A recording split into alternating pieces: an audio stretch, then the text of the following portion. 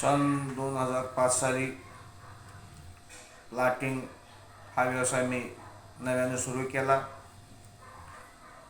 तालुका झाल्यामुळे बाहेरगावातील लोकांचा लोहाऱ्यामध्ये प्लॉट घेण्याचा कल हे वाढत राहिला. त्यामुळे मला अपेक्षित असलेलं ग्राहक आसपासच्या गावातून मिळत असल्यामुळे मी ह्या व्यवसायामध्ये समाधानी आहे. 2005पासून आज 2025पर्यंत मी हा व्यवसाय करत आहे. त्यात एक वाढ म्हणून किंवा जोड व्यवसाय म्हणून मी सन 2022 साली रो हाऊस बांधून विकण्याचा हा नवीन व्यवसाय सुरू केला. कारण की माझा मुलगा हा सिव्हिल इंजिनियर झालेला आहे आणि त्याचं ह्या व्यवसायामध्ये सहकार्य लाभत असल्यामुळं मी हा नवीन व्यवसाय करण्याचा विचार केला आणि सन 2022पासून हा नवीन व्यवसाय प्लॉटिंग व्यवसायाला जोड व्यवसाय म्हणून त्या ठिकाणी करत आहे. त्यासाठी लागणारा भांडवल हे निश्चितपणानं किती लागेल हे सांगता येत नाही, परंतु घर बांधकामासाठी जो भांडवल लागतो ते आपण घर बांधायला सुरुवात केली की आपण जाहिरातीद्वारे बुकिंग करतो, घरांची बुकिंग करतो आणि जर बुकिंग झालं की तेव्हापासून आपल्याला भांडवल म्हणून घर घेतलेल्या ग्राहकांकडून आपल्याला ॲडव्हान्स म्हणून काय रक्कम मिळते, त्यानंतर जे काय ठरल्याप्रमाणे जे हप्ते आहेत ते त्यांच्याकडनं वारंवार आपल्याला मिळतो. त्याच्यामुळं घर बांधण्यासाठी भांडवलाची अडचण येत नाही.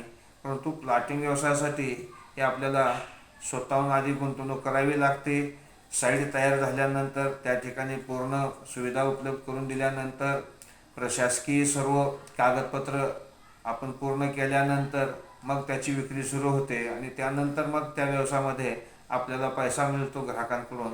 परंतु विक्री सुरू होण्यापर्यंत जो काय पैसा लागणार आहे भांडवल म्हणून ते आपल्याला स्वतःलाच त्या ठिकाणी उपलब्ध करावा लागतो आणि त्यामुळे मग आपल्याला बँक कर्ज असेल, बचत गटांचं कर्ज असेल यांच्या माध्यमातून आपल्याला भांडवल हे उपलब्ध त्या ठिकाणी करावं लागतं.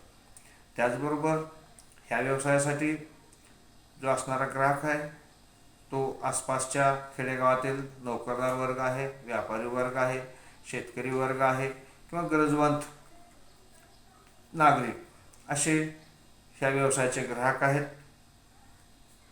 दुसरी गोष्ट स्पर्धक म्हणलं तर ह्या व्यवसायामध्ये भांडवल हा फार मोठ्या प्रमाणात लागत असल्याने स्पर्धकांची संख्या ही कमी प्रमाणात असते आणि लोहारासारख्या ठिकाणी यांची संख्या जास्त प्रमाणात नाही आहे. बाहेरून एक दोघं स्पर्धक म्हणून या ठिकाणी आलेले आहेत, गावातील एक दोघं तिघ आहेत, अशा 3-4 स्पर्धक हेच व्यवसाय करणारे आहेत आणि रो हाऊस बांधून देणारे, घर बांधून देणारे आणखीन कोणी स्पर्धक ह्या ठिकाणी सध्या उपलब्ध नाहीत किंवा आलेले नाहीत. त्यामुळं सध्या प्लॉटिंग व्यवसायामध्ये 3-4 स्पर्धक आहेत, परंतु त्याचा काही परिणाम माझ्या व्यवसायावर झालेला नाही. कारण की मी आणि आमचे वडील मार्केटमध्ये सातत्यानं व्यापारी म्हणून ह्या ठिकाणी आहोत. वडिलांनी ग्राहकांचा विश्वास संपादन केलेला आहे आणि त्याच धर्तीवर मी सुद्धा ग्राहकांचा विश्वास संपादन केल्यामुळे मला स्पर्धकांची अशी काय मनावी तेवढी अडचण ह्या ठिकाणी जाणवलेली नाही. त्यानंतर